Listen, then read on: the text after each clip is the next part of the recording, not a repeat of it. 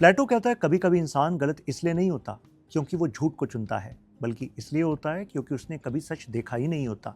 इस बात को समझाने के लिए वो एक कहानी सुनाता है। कुछ लोग पूरी जिंदगी एक गुफा के अंदर रहते हैं। उनके हाथ बंधे होते हैं, उनकी गर्दन बंधी होती है, वो सिर्फ सामने की दीवार देख सकते हैं। उनके पीछे एक आग जल रही होती है। आग और उनके बीच कुछ लोग चीजें ले जा रहे होते हैं।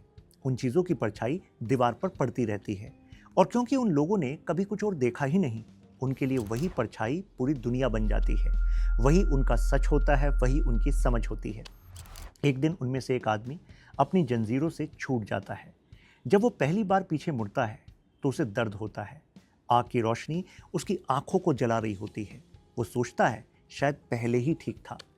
प्लेटो यहाँ एक गहरी बात कहता है, इंसान झूठ से नहीं चिपकता, वो सिर्फ उस दर्द से बचना चाहता है।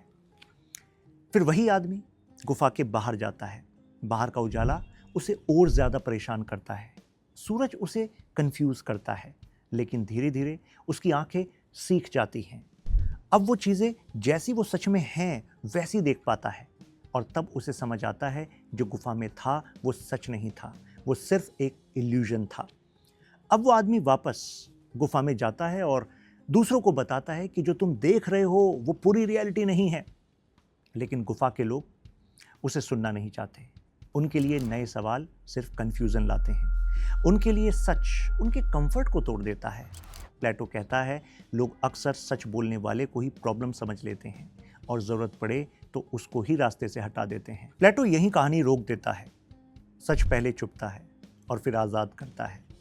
प्लेटो एक सिंपल सी बात याद दिलाता है, अगर हम सिर्फ वही देखें जो हमें बार बार दिखाया जा रहा है, अगर हम सिर्फ वही माने जो सब मान रहे हैं, तो हम गुफा के बाहर रहते हुए भी अंदर ही रहते हैं।